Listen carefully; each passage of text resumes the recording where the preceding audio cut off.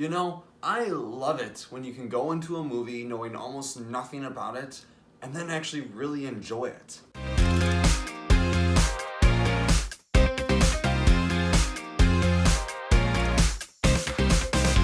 Welcome to Film Table. My name's CJ, I will be your host, and I'm gonna go ahead and review Annihilation. This movie follows the story of a biologist who is kind of pulled into a situation and given the opportunity to go into this big, I don't even know what to call it, this bubble type of area where things are wacky and nothing is really right and nothing follows the laws of nature that we know. And they need to get to this location inside of this bubble to take some data and figure out exactly what's going on. And we have an adventure. The movie is directed by Garland, who also directed Ex Machina, 28 Days Later, Dread.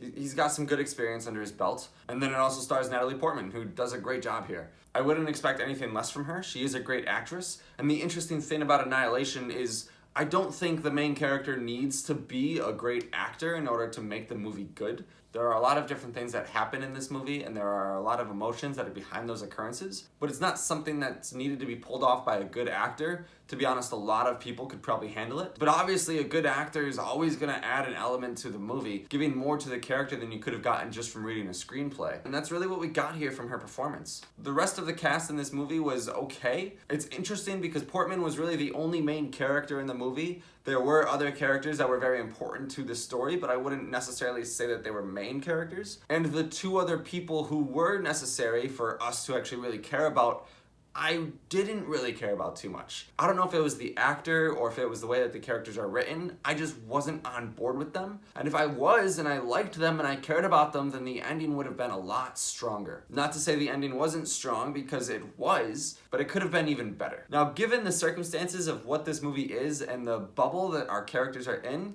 there is a lot that can happen, and a lot that does happen. It shows the idea that things can be beautiful and scary at the same exact time. It captures that idea on screen and really shows that to you. But I do feel like there could have been so much more with it. When it comes down to it, there are only a few instances that really portrays that idea on screen. And while those instances do a really good job, there could have been a lot more. And it really all comes down to the CGI and the special effects in this movie.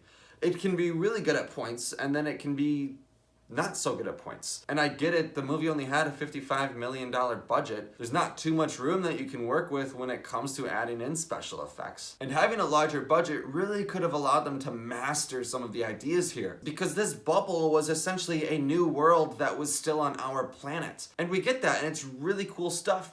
But there could have been more, especially because I can't imagine there will ever be a sequel to this movie. So that gives you the chance to go all out within one movie. And while in terms I liked everything that happened and I think it was a really good movie, there could have been a lot more there. This is also one of those movies that gets weirder and weirder as time goes on, and I really enjoyed that. Oftentimes a movie can get a little tough to stay with because it can't find that line between what is enough and what is too much to show somebody, where the audience will actually really enjoy everything that happens and be able to get on board with everything that happens. I feel like this movie did a really good job at that, because each occurrence in a way kind of led its way into the next occurrence, allowing you to believe even the craziest thing that happens. Not that anything in this movie is actually believable, but the tone surrounding it kind of allows you to jump into it and really experience it as if this could be possible. One other thing that I think could have been worked on is the direction in the beginning of the movie. The events that brought our main character into the actual storyline. I get that this was a book beforehand, so if they wanted to stay true to the source material, then they kind of had to do it this way. I just felt like a little too much was going on and they could have simplified things. In the end, while I do have my reservations about this movie, I actually did really enjoy it. And I didn't know too much about it going in, so I don't want to say too much here, but I did think that this movie was really good. It asks you to question a lot. At the end of the movie, you kind of have this thought process of how things really work and how you may communicate with other organisms who can't necessarily communicate with you. It's interesting, and I liked it a lot. I would love to see this movie again, because you will catch things in the first showing that aren't necessarily explained, but are there to kind of